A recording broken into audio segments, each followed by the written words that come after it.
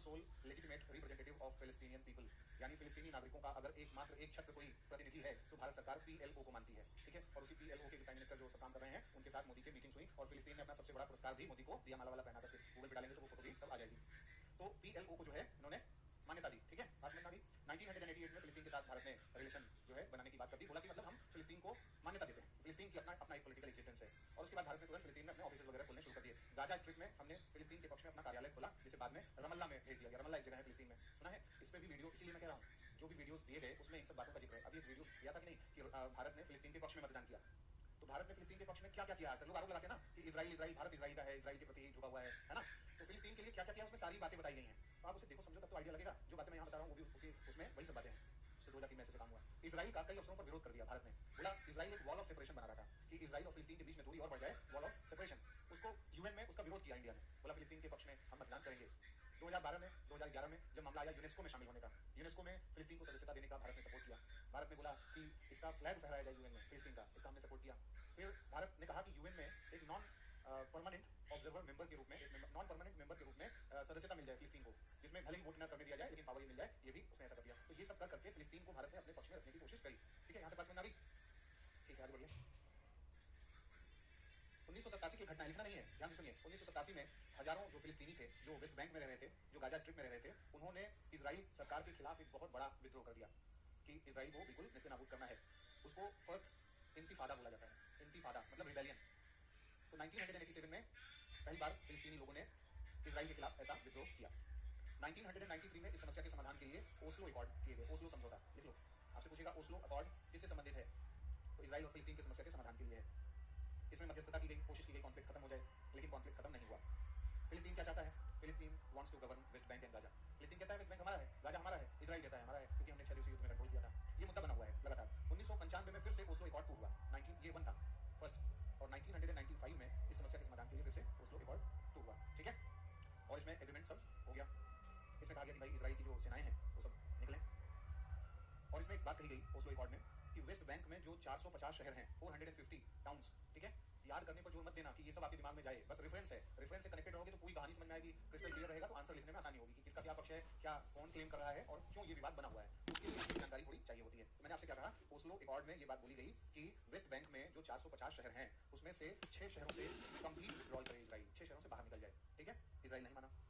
2000 में फिर से दोनों के बीच में विवाद शुरू हो गया, फिलिस्तीन और इजराइल के बीच में, इस मुद्दे पर control over the West Bank पर कंट्रोल का मुद्दा बना रहा। पीस प्रोसेस हार्ट हो गया। इजराइल के जो प्राइम मिनिस्टर थे उनका नाम था शेरॉन, है ना। इजराइल के प्रधानमंत्री जो शेरॉन थे उन्होंने अल अक्सा मस्जिद का विजिट किया। अब आप बताओ अल अक्सा मस्जिद में यहूदी प्रधानमंत्री जाएगा, which is the third holiest site in Islam. Mecca Medina के बाद इसी का स्थान है, ठीक है, third holiest site in Islam. सितंबर 2000 में शेरॉन वहां गए तो फिलिस्तीनियन ने तुरंत दूसरा इंतिफादा लॉन्च कर दिया, बोला कि इजराइल को अब नेस्तनाबूद करना है, ये अल अक्सा मस्जिद पे तो हमारा है सब कुछ कंट्रोल, और हमारा धर्म है, ये हमारा सब कुछ करना है, ये कहां से जा रहा है। तो यहाँ पे फिर से इंतिफादा की शुरुआत हो गई, ठीक है। कहानी समझ में आ रही है। देखो बहुत सी चीजें आप लोग नहीं जानते थे इन सब चीजों के बारे में, क्या चल रहा है, कैसे इजराइल और फिलिस्तीन के बीच में ये घटना घट रही। अब आपके पास एक क्लैरिटी है कि इजराइल और फिलिस्तीन इतना ज्यादा लड़ रहे हैं तो क्यों लड़ रहे हैं। वेस्ट बैंक, अगर मान लो इजराइल आज बोल दे कि वेस्ट बैंक जो है फिलिस्तीन का है, या फिलिस्तीन बोल दे भाई तुम ले जाओ, इतने लोगों को ना मारा जाए, लेकिन ये लोग टेरिटरी को नहीं छोड़ रहे हैं, इंसानों को छोड़ रहे हैं। इंसान 50,000 लाखों 5 लाख लोग मार दिए जाए, 7-8 लाख लोग विस्थापित हो जाए, कोई फर्क नहीं है, लेकिन वो टेरिटरी न जाए, प्राण जाए पर टेरिटरी न जाए, है ना। ये वाली बात बताओ, टेरिटरी लेके क्या करोगे जब उस टेरिटरी में रहने वाले ही नहीं बचेंगे। बचा है गाजा में कुछ, या यूक्रेन के तमाम इलाकों में बचे, पूरा एकदम बियाबान निर्जन इलाका सब हो गया है, लेकिन लड़ना है। इसीलिए कहते हैं जब लड़ाई लड़ो तो 2 कब्रें खोदो। कौन कहता है? कन्फ्यूशियस। मैंने आपको उस दिन बताया था, निबंध में आप यूज कर सकते हैं इस चीज को, ठीक है। क्योंकि एक तो उसकी कब्र खुदेगी जो आपका दुश्मन है, उसको मारेंगे ना, उसमें गड्ढे में डालेंगे उसमें कब्र में, और एक हो सकता है कि रिवेंज में वो आपको भी मार दे, तो दूसरी वाली कब्र में आप भी जाएंगे। ये वाली बात ध्यान से सुनो भाई। तो अल अक्सा मस्जिद में विवाद शुरू हो गया 2000 में। जब भी किसी को भड़काना होता है हिंसा इजराइल और फिलिस्तीन में, सीधे एक काम करना है, अल अक्सा में जाकर के कुछ तोड़फोड़ कर देनी है, या अल अक्सा में कोई विजिट, कंट्रोवर्शियल विजिट कर देना है। ये लोग जान गए हैं। इसलिए आप देखिए पीओके में अगर मान लो अभी पाकिस्तान बोले हम इलेक्शन करवाने जा रहे हैं, भारत बढ़ जाएगा कि नहीं? भारत तुरंत बोलेगा कि भाई ये आप जो है एक लेजिटिमेट धरती पर एक इलेजिटिमेट इलेक्शन कराने जा रहे हैं, हमारा है, आप इलेक्शन कराएंगे। तो जब उसे इस बात का पता होगा तो वो पीओके में ऐसा कुछ करेगा कि बायलैटरल डिस्प्यूट बढ़ जाए। तो जब तनाव बढ़ाना होगा चीन को तो बोलेगा कि पीओके में ऐसे काम कर दो। ऐसे ही जो रीजनल प्लेयर्स हैं, जो ग्रेट पावर्स हैं, जिन्हें इजराइल फिलिस्तीन को युद्ध कराने में मजा आता है और उससे उन्हें लाभ मिलता है, वो सीधे ऐसे विद्रोहियों को पैसा दे देंगे। ईरान के पास ट्रिक्स कम नहीं है कि ईरान इसमें कहां से इन्वॉल्व हो जाता है। तो हमास, मैंने जो आपको बताया ना, हमास अगर 87 में बना और फिलिस्तीन के साथ उसने काम करना शुरू किया, उसे सपोर्ट ईरान ने देना शुरू कर दिया। ईरान ने कहा हथियार, पैसा सब कुछ देंगे, तुम्हें जो जो कहा जाएगा वो काम करो। ऐसा काम उसने किया। तो फिर आप देखिए स्थिति क्या है। नेक्स्ट, इसके बाद क्या हुआ भाई? इसके बाद फिलिस्तीनियों ने जो हमला किया वो 2005 तक चला, ठीक है। और अब उसके बाद इजराइल ने भी हमला कर दिया। इजराइल ने कहा अच्छा तुम हमारे खिलाफ जो है युद्ध करोगे और हमारे एरियाज में आकर के हमें मारोगे, बनाएंगे एक वॉल, और वो वॉल क्या होगी, उसका नाम इन लोगों ने दिया barrier wall, construction of wall of separation, कि ऐसी दीवार होगी जिससे पैलेस्टाइनियन एंटर ना कर पाए। उदाहरण समझिए, जैसे चाइना वॉल है, जैसे आपने वॉल ऑफ मैक्सिको सुना है, अभी हाल के एक प्रोग्राम में मैंने ये भी शब्द यूज किया है। वॉल ऑफ मैक्सिको का मतलब है ट्रम्प एक ऐसा बहुत लंबी चौड़ी फेंसिंग बनाएंगे कि मैक्सिकन और जो कैनेडियंस हैं वो सब एंटर वहां नहीं कर पाएंगे, इतनी बाड़बंदी उसमें होगी। तो ऐसा ही काम इजराइल ने किया। तो ये जो वॉल ऑफ सेपरेशन था, ये मामला यूएन में गया कि ये फिलिस्तीन के राइट टू सेल्फ डिटर्मिनेशन को खत्म करने वाली चीज है। तो जब वोटिंग हुई तो मैंने भी आपको बताया, इंडिया ने फिलिस्तीन के फेवर में मतदान किया कि वॉल ऑफ सेपरेशन बना करके फिलिस्तीनियन को टारगेट करना और ह्यूमैनिटेरियन क्राइसिस क्रिएट करा देना, मानवतावादी संकट करा देना, ये कोई सही काम नहीं है। इसलिए भारत ने इस प्रस्ताव का विरोध किया। तो ये मामला चला गया सीधे इंटरनेशनल कोर्ट ऑफ जस्टिस और इंटरनेशनल क्रिमिनल कोर्ट में, ठीक है। उसके बाद धीरे धीरे अलग अलग गुट बने, फिलिस्तीन और ज्यादा मजबूत हो रहा है हमास के साथ, और हमास जो है वो इलेक्शन जीत गया दरअसल 2006 में, और फिलिस्तीनी जो अथॉरिटी थी उसने मतलब उसके नेतृत्व में जब हमास ने युद्ध को जीता, वो जीता, इलेक्शन जीता, तो उसने कंट्रोल मतलब उसने अपना दावा कर दिया कि ये जो गाजा स्ट्रिप है उस पर इसका अधिकार है और उसके कंट्रोल में रहेगा। तो यहाँ से और ज्यादा विवाद बढ़ गया। अब ऐसे समझिए, हमास अगर बोले कि हम इलेक्टेड गवर्नमेंट हैं, हम चुनाव जीत करके आए हैं, गाजा हमारा है, हम गाजा को कंट्रोल करेंगे, इजराइल ये बात मानेगा? इजराइल को तुरंत सीधे वही याद आ रहा है 6 दिवसीय युद्ध कि गाजा हमारा है, ठीक है। तो जब हमास आया तो इनको लगा कि भाई टेररिस्ट ऑर्गेनाइजेशन ऐसे ग्रुप्स बन रहे हैं इसके अगेंस्ट में और इलेक्शन लड़ करके ऐसा काम कर रहे हैं। तो उसने कहा कि नहीं, हम इस चीज को नहीं मानेंगे। और उसी समय एक और ऑर्गेनाइजेशन था टेरर ग्रुप जैसा ही, उसे यूएस ने टेरर ग्रुप भी बोला था, फतह। तो फतह जो गुट था उसको मेजॉरिटी मिली, वो भी चुनाव जीता, और इससे क्या हुआ कि हमास को एक पॉलिटिकल और मिलिटेंट मूवमेंट चलाने का वो मिला, इंस्पिरेशन मिला। और इस काम में उसको मदद दिया मुस्लिम ब्रदरहुड ने। मुस्लिम ब्रदरहुड एक संगठन है जो कि इजिप्ट में काम करता है, ठीक है। तो मुस्लिम ब्रदरहुड ने हमास को बोला कि हम तुम्हारे साथ हैं, तुम इजराइल के खिलाफ संघर्ष करो और गाजा वाले मुद्दे पर आप अपना कंट्रोल मत छोड़ना, और जो भी होगा देख लिया जाएगा। तो ये जब कहानी शुरू हुई, मुस्लिम ब्रदरहुड भी इस पूरे फिल्म में एक किरदार के रूप में आ गया, तो स्थिति ज्यादा गंभीर होती चली गई, ठीक है। Gaza is a small piece of land on the Mediterranean Sea that borders Egypt to south and has been under the rule of semi-autonomous Palestinian Authority since 1993। ध्यान से सुनिए, गाजा क्या है? एक छोटा सा लैंड का टुकड़ा है, कहां पर? मेडिटेरेनियन सी में, भूमध्य सागर के पास स्थित है गाजा स्ट्रिप, ठीक है। और इस पर कंट्रोल किसका रहा है? इसका कंट्रोल रहा है फिलिस्तीन अथॉरिटी का, फिलिस्तीन प्राधिकरण जिसको आप बोलते हैं, PLO, वही यासिर अराफात वाला, ठीक है। और कब से? 1993 से। लेकिन इस पर कंट्रोल करने की कोशिशें की गई। तो ये सब बातें हुई, और यूनाइटेड स्टेट्स ऑफ अमेरिका और यूरोपियन यूनियन ने साफ तौर पर बोला कि हम नहीं मानते हमास को, हमास की जो इलेक्टोरल विक्ट्री है गाजा में और उस एरिया में, वो उसे हम मान्यता नहीं देते। तो हमास को ये टेरर ग्रुप मानते हैं। क्यों मानते हैं? क्योंकि इजराइल के साथ है, अमेरिका इजराइल के साथ है, तो हमास को साइड कर दिया। तो ये सब कहानी चलती गई और बीच बीच में इनके यही मुद्दों पर संघर्ष चलते रहे। और फिर 7 अक्टूबर, पिछले साल 7 अक्टूबर को जो है ये घटना घटी, जब इजराइल और फिलिस्तीन के बीच में युद्ध की शुरुआत हुई। हमास ने एंटर किया, हमास के टेररिस्ट ने जाकर के वहां पर जो अलग अलग घर थे, स्कूल कॉलेज थे, उसमें तमाम लोगों को मार दिया, मौत की घाट उतार दिया। तब इजराइल आत्मविला हो गया। इजराइल ने कहा अब हमें भी कुछ न कुछ निर्णायक काम करना पड़ेगा। फिर उसने जो काम किया आप जानते हैं, यही है पूरी कहानी। अब आ जाइए आप इंडिया और इजराइल के संबंध के बारे में ब्रीफ में देखेंगे। भारत और इजराइल के संबंध में पहली बात आपको ये जाननी है कि India acknowledged Israel's independence on 17 सितंबर 1950। भारत ने 17 सितंबर 1950 को इजराइल को मान्यता दिया, क्योंकि 48 में नया देश बन गया था, तो मान्यता भी भारत ने दे दिया। और यहीं से इजराइल और भारत के संबंधों की नींव पड़ी। इसके बाद तुरंत इजराइल ने क्या किया? बॉम्बे में एक इमिग्रेशन ऑफिस खोला। Israel open an immigration office in Bombay. Immigration office का मतलब आप जानते हैं कि जो यहूदी भारत में है वो इजराइल जाएंगे, इजराइल वाले यहाँ आएंगे, उसके कॉन्टेक्स्ट में ये सब चीजें थी। इमिग्रेशन ऑफिस खोला गया। इसी इमिग्रेशन ऑफिस को बाद में कॉन्सुलेट ऑफिस में बदल दिया गया, and this office was converted into consulate office. Consulate office, इसी ऑफिस को बाद में कॉन्सुलेट ऑफिस में बदल दिया गया, कॉन्सुलेट ऑफिस के रूप में बदल दिया गया, ताकि स्मूथ मूवमेंट ऑफ दी यहूदी नागरिक होने लगे, ठीक है। ठीक है। 1992 में both the countries established diplomatic relations. 1992 में दोनों देशों ने कूटनीतिक संबंध स्थापित किए। 1992 में दोनों देशों ने कूटनीतिक संबंध स्थापित किए। And in 2017 India and Israel signed strategic partnership agreement. 2017 में दोनों देश सामरिक साझेदार बन गए। 2017 में दोनों देश सामरिक साझेदार बन गए। 2017 में दोनों देश सामरिक साझेदार बन गए। कैसे बन गए? मोदी ने यात्रा करी थी, और किसी भारतीय प्रधानमंत्री के द्वारा ये पहली यात्रा थी इजराइल की, क्योंकि इजराइल कोई प्रधानमंत्री जाना नहीं चाहता था। क्यों नहीं जाना चाहता था आप समझ चुके होंगे, क्योंकि फिलिस्तीन का मुद्दा था। फिलिस्तीन इस्लामिक वर्ल्ड का पार्ट है, अरब वर्ल्ड का पार्ट है। अरब वर्ल्ड को नाराज भारत नहीं करना चाहता था। अरब वर्ल्ड को नाराज क्यों नहीं करना चाहता था, ये बताइए, सोचिए। हाँ, एक तो ऑयल हो गया, ठीक है, एनर्जी सप्लाई, और हाँ कश्मीर इशू, कश्मीर मुद्दे पर अगर बहुत ज्यादा मतलब इस्लामिक कंट्रीज अगेंस्ट हो जाएंगे, तो फिर मान लो सब देश बोलेंगे भाई हम पाकिस्तान का सपोर्ट करते हैं, पाकिस्तान का सपोर्ट करते हैं, फिर दिक्कत हो जाएगी। सऊदी अरब और ये सब तमाम देशों को हमें सहयोग चाहिए। तो ये भी माइंड में हमारे था कि अरब वर्ल्ड। और तीसरी सबसे बड़ी बात, भारत में एक अच्छी खासी आबादी में मुस्लिम समुदाय का रहना, जो मुस्लिम पॉपुलेशन है, उसको इग्नोर बिल्कुल नहीं किया जा सकता था। लंबे समय तक भारत ने इस बात को समझा, क्योंकि फ्रीडम स्ट्रगल में भी मुस्लिम जो कॉन्ट्रीब्यूशन है वो बहुत बेहतर रहा है। इन सब चीजों को एक्नॉलेज करते हुए ये सारी चीजें हुई, ठीक है। तो स्ट्रेटेजिक पार्टनरशिप एग्रीमेंट इनके बीच में साइन हो गया। नेक्स्ट अब लिखिए एरियाज ऑफ कोऑपरेशन।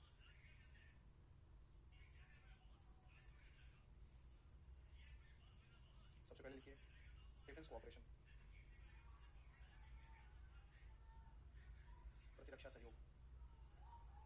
पॉइंट लिखिए, पहला पॉइंट क्या है? One of the major defence partner, Israel is India's one of the major defence partner. Israel Bharat के प्रमुख प्रतिरक्षा साझेदारों में से एक है, प्रतिरक्षा साझेदारों में से एक है। Annual defence trade is around $1.5 billion.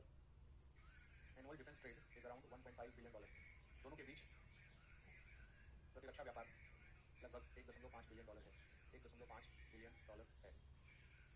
Next point, India purchases defence equipments from Israel. Bharat Israel से प्रतिरक्षा उपकरण खरीदता है। भारत इजराइल से प्रतिरक्षा उपकरण खरीदता है। क्या खरीदता है? लिखिए, सबसे पहले रडार, रडार और रडार के उपकरण। तो कौन सा सबसे बड़ा हमने रडार लिया है उससे, जो बहुत मारक है? फाल्कन, फाल्कन अवाक्स रडार। इसे फीचर्स आप पढ़ सकते हैं साइंटिफिक में, ठीक है? आईआर में फीचर्स नहीं पढ़ने हैं, क्या है, कैसे है, कितना मार्क है। फाल्कन अवाक्स रडार। अवाक्स का मतलब है एयरबोर्न वार्निंग सिस्टम, अवाक्स, ठीक है? एयरबोर्न वार्निंग सिस्टम मतलब वायु जनित जो खतरे हैं ना, एरियल रूट से जो खतरे होंगे उसको डिटेक्ट करने के लिए जो सबसे महत्वपूर्ण रडार है उसका नाम है फाल्कन अवाक्स रडार, ठीक है? ये हमें इजराइल से मिलता है। नेक्स्ट लिखिए, green pine radar, green pine radar, ठीक है? Green pine radar.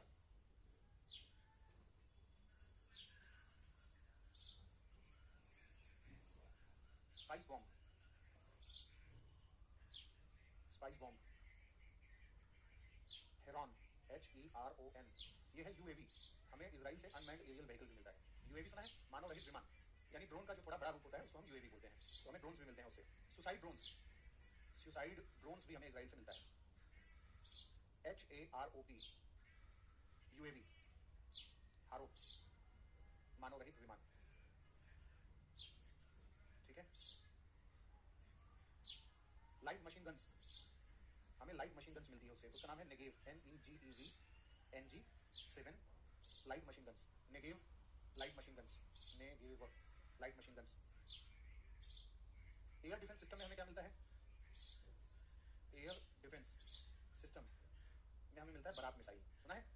Barack missile.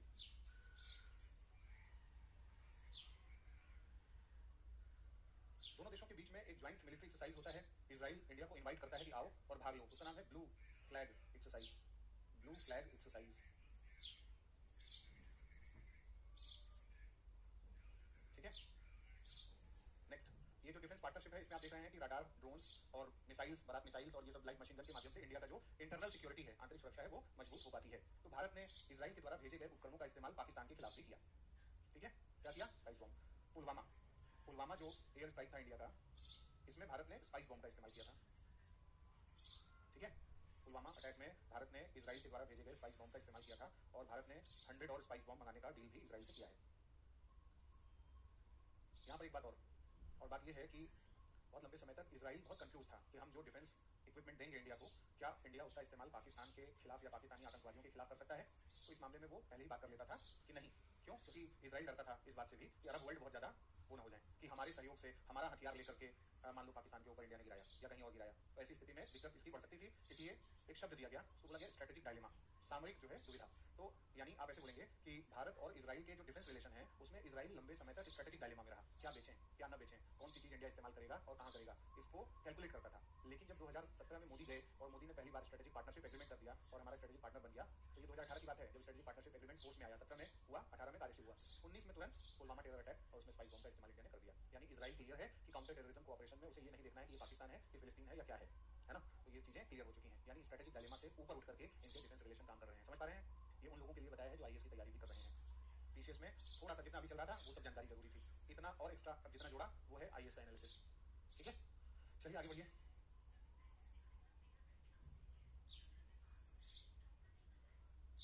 Agricultural cooperation, अगला है कृषि सहयोग। इजराइल हमें एग्रीकल्चर के फील्ड में बहुत ज्यादा सहयोग देता है। इनके बीच में एग्रीकल्चर को लेकर एक 3 ईयर ज्वाइंट वर्क प्रोग्राम भी चल रहा है। 3 ईयर ज्वाइंट वर्क प्रोग्राम, जिससे एग्रीकल्चर मजबूत हो। 2021 में इस पर हस्ताक्षर हुआ था, 2021 में। नेक्स्ट, एग्रीकल्चरल टेक्नोलॉजी में सिंचाई प्रौद्योगिकी हमें उससे मिलती है।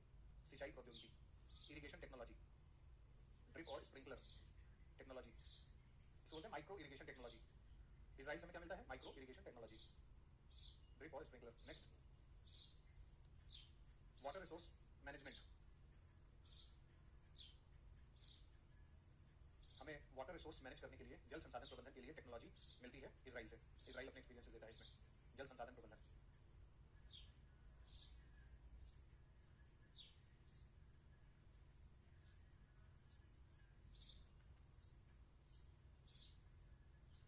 FTA negotiation restarted recently. Bharat और इजराइल के बीच में मुक्त व्यापार समझौते पर फिर से वार्ता शुरू हो गई है। ये 2010 से पेंडिंग था, लेकिन मोदी सरकार ने फिर से बातचीत कर दी है। मुक्त व्यापार समझौते पर पुनः वार्ता की शुरुआत। Nuclear deal, civil nuclear deal, civil nuclear cooperation ऐसे लिखिए। असैन्य नाभिकीय सहयोग, आउटर स्पेस वाली भी बात लिख लीजिए। दोनों के बीच में एग्रीमेंट हो चुका है बाह्य अंतरिक्ष के शांतिपूर्ण प्रयोग पर, बाह्य अंतरिक्ष के शांतिपूर्ण प्रयोग पर समझौता। North east development, north east development के लिए इजराइल काम करता है। North east development, centre of excellence बनाए हैं एग्रीकल्चर के फील्ड में वहां पर उसने, नॉर्थ ईस्ट में सेंटर ऑफ एक्सीलेंस, ताकि ज्यादा अच्छे से काम हो सके। ठीक है, अब आ जाइए आर्थिक संबंध, ट्रेड रिलेशन।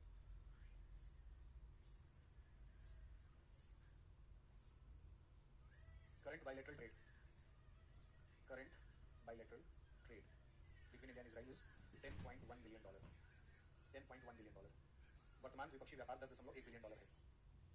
जब 92 में इन्होंने ट्रेड शुरू किया था अपना, उस समय $200 मिलियन था, आज ये $10 बिलियन पहुंच चुका है।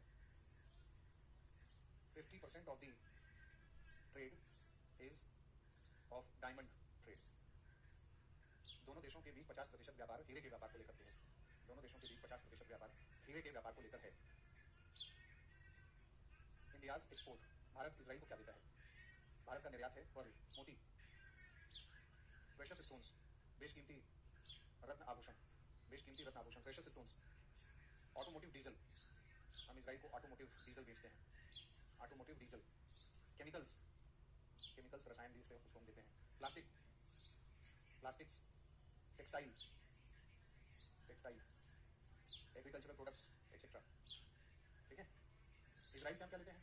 इजराइल से भी मोती लेते हैं, pearls, precious stone, chemical, electrical equipment, petroleum oil, defence related goods etcetera. ये सब बातें हैं इनके ट्रेड रिलेशंस में। ठीक है, इनके ट्रेड रिलेशन में आप एफटीए वाले मुद्दे को अलग से जोड़ देंगे। अब आ जाइए I2U2, I2U2, I2U2। India and Israel both are member of I2U2. India and Israel both are members of I2U2. I2U2 एक अलायंस है। देखिए I2U2 is an alliance. I2U2 एक अलायंस है जिसमें भारत और इजराइल सदस्य हैं। और कौन से सदस्य हैं भारत और इजराइल के साथ? UAE मेंबर है और यूएस। तो यू दो है ना, यू दो यू है और दो आई है, इंडिया और इजराइल, इसलिए I2U2 है। ठीक है, it is also known as, इसको बहुत से लोग रेफर करते हैं कि ये वेस्ट एशियन क्वाड है। वेस्ट एशियन क्वाड, जैसे क्वाड काम करता है ऐसे ही वेस्ट एशिया के इश्यूज पर काम करेगा ये I2U2। क्यों? क्योंकि इसमें यूएई भी है और इसमें इजराइल भी है, इसलिए। और इसे मिडिल ईस्ट क्वाड भी कहते हैं, बहुत से लोग इसको नाम देते हैं मिडिल ईस्ट क्वाड या न्यू क्वाड भी बोलते हैं। ऑब्जेक्टिव क्या है इसका? ऑब्जेक्टिव है टू प्रमोट इकोनॉमिक डेवलपमेंट, आर्थिक विकास को बढ़ावा देना, साइंटिफिक इनोवेशन को बढ़ावा देना, साइंटिफिक इनोवेशन को बढ़ावा देना, और regional stability, regional stability in middle east region. ठीक है, तो ये पॉइंट है जिसको आप अपने आंसर में लिख सकते हैं कि I2U2 में जो पार्टनरशिप है इंडिया और इजराइल का, वो भी इनके रिलेशनशिप को मजबूत करता है। सीधी सी बात है ना? समझ बात आ गई? अब यही है कि I2U2 में भारत जुड़ा है, तो भारत के ऊपर क्वेश्चन मार्क है कि नैम भूल गए हो। तो आप बताओ कि हम I2U2 में ना जुड़े? I2U2 में हम क्यों जुड़ रहे हैं? हमें इकोनॉमिक डेवलपमेंट चाहिए, हमें अमेरिका, यूएई और इन सब देशों के साथ मिलकर के एक अलग माहौल बनाना है, हम करेंगे। तो बहुत से लोग कहेंगे कि भाई नैम गायब है, तो वहां पर हमारे पास अपने जस्टिफिकेशन होने चाहिए। इस तरीके से आपने इजराइल के बारे में लगभग सारी चीजें देख ली हैं जो आईएएस और पीसीएस में पूछी जाएंगी। अगला और अंतिम पॉइंट है dehyphenation policy. Dehyphenation policy of India, Bharat की डिहाइफनेशन की पॉलिसी।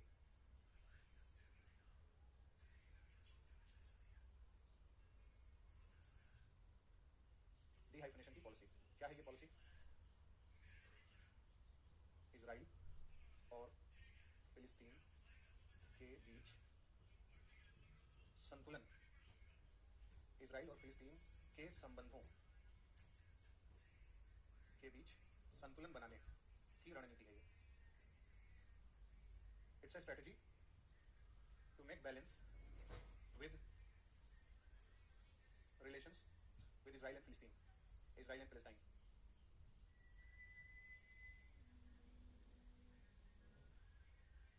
ये नीति कहती है कि इजराइल के साथ स्वतंत्र तरीके से संबंध स्थापित करेंगे, इंडिपेंडेंट रिलेशन होगा।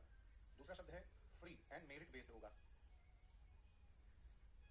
गुण आधारित संबंध, यानी इजराइल अगर हमारे काम का है तो हम इजराइल से उस समय रखेंगे, फिलिस्तीन अगर हमारे काम का है तो उसमें हम फिलिस्तीन के पक्ष में बोलेंगे, बात करेंगे, ठीक है। किसी एक को ज्यादा महत्व नहीं देंगे। महत्व के आधार पर संबंध, रिलेशन बेस्ड ऑन यूटिलिटी और importance, relation based on utility, महत्व के आधार पर संबंध, ठीक है। अगर हमें हमारे लिए महत्वपूर्ण है इजराइल तो हम उसके साथ संबंध रखेंगे, तब हम ये नहीं सोचेंगे कि फिलिस्तीन आड़ जा रहा है या फिलिस्तीन वाले क्या कहेंगे या फिलिस्तीन के सपोर्टर लोग क्या बोलेंगे, तब हम ये नहीं सोचेंगे। और जब फिलिस्तीन के लिए आत्मनिर्धारण के अधिकार के संबंध में वोट करेंगे यूएन में, तब ये नहीं सोचेंगे कि इजराइल और इजराइल के साथी क्या बोलेंगे। जब इजराइल और फिलिस्तीन के युद्ध में हम यूएनएससी के वोट से एब्सटेन करेंगे, उस समय हम ये नहीं सोचेंगे कि इजराइल क्या सोचेगा। तो ये क्या है? डी-हाइफनेशन पॉलिसी है। डी-हाइफनेशन पॉलिसी का सिंपल सा मतलब है दोनों के संबंधों को एकदम डिफाइंड कर देना। ये दोनों स्वतंत्र एंटिटीज हैं, दोनों को एक साथ एक तराजू पर रख करके हम काम नहीं कर सकते। तो ये भारत का एक डिप्लोमेटिक मतलब सोच है कि कैसे इन दोनों देशों को डील करना है ना। अब इसमें किसी को बुरा भी नहीं लग रहा है, जब चाहे तब फिलिस्तीन के अधिकारों के बारे में भी बात कर रहा है, इजराइल से सामान बना रहा है, अपना सब कुछ काम कर रहा है। ये वाली बात है, इसी को बोलते हैं डी-हाइफनेशन पॉलिसी। बात सबके समझ में आ गई? Why Israel is important for India, what are the factors which are promoting the proximate relation between India and Israel, ऐसे टाइप से जो भी है सवाल आपसे बन जाएगा, उसको आप प्रैक्टिस करके अच्छे से लिखिए, समझिए। तो ये हो गया आपको इजराइल के बारे में समूची जानकारी। दुनिया के और भी डिस्प्यूटेड जोन के बारे में ऐसे ही आपको नॉलेज लेना है। कुछ पूछना है? इतना थक करके कहाँ पूछेंगे आप? सबसे ज्यादा दिमाग इसी क्लास में लगाना पड़ा है कि नहीं? अभी तक जिन लोगों ने भी पढ़ाई पढ़ी होगी, सबसे ज्यादा इसलिए लगाना पड़ा है, ये विषय ही सबसे ज्यादा दिमाग लगाने वाला है। बाकी सब जो सब्जेक्ट्स हैं उसमें दिमाग नहीं लगाना है, स्ट्रेट फॉरवर्ड है। पॉलिटी आप पढ़ोगे, आप बताओ कॉन्स्टिट्यूशन के जितने आर्टिकल्स हैं सब प्रोविजन साफ साफ क्लियर लिखे हैं कि ह्यूमन राइट कमीशन ऐसे करता है, ऐसे करता है, ये है वो है। उसमें आपको ज्यादा से ज्यादा करंट अफेयर में एनएचआरसी कौन से इशू, मान लो अभी संभल में या कहीं और एरिया में मानवाधिकार का उल्लंघन होने लगे, तो एनएचआरसी उसको कुछ बोलेगा, कुछ रिपोर्ट देगा, इतना ही होगा ना। एनजीटी कुछ रिपोर्ट देगा, बोलेगा ऐसे होना चाहिए, वैसे होना चाहिए। लेकिन यहाँ पर क्या है? यहाँ सब इधर भी उधर भी, उनका भी इनका भी, ऑर्गेनाइजेशन का भी, देशों का भी, कन्वेंशन का भी, ट्रीटी का भी, ये जितनी भी चीजें हैं सब लेकर के चलना पड़ता है। इसलिए ये टफ सब्जेक्ट माना जाता है और इसमें अधिकतम लोग सरेंडर करते हैं। लेकिन जिसको इंटरेस्ट आ जाता है तो इससे ज्यादा और कुछ लगता भी नहीं है, ये भी बात है। लेकिन वो चीज जो है हो नहीं पाती है। अब हम लोग देखते हैं अपना अंतिम चैप्टर और वो है ट्रीटी और कन्वेंशन, संधि, अभिसमय या समझौते। संधि, अभिसमय और समझौते, treaty, convention and agreements, treaty, convention and agreements, ठीक है। कभी कोई संधि करी है किसी से आपने? नहीं करी है? बताओ भाई, संधि सब सुना है? ट्रीटी करना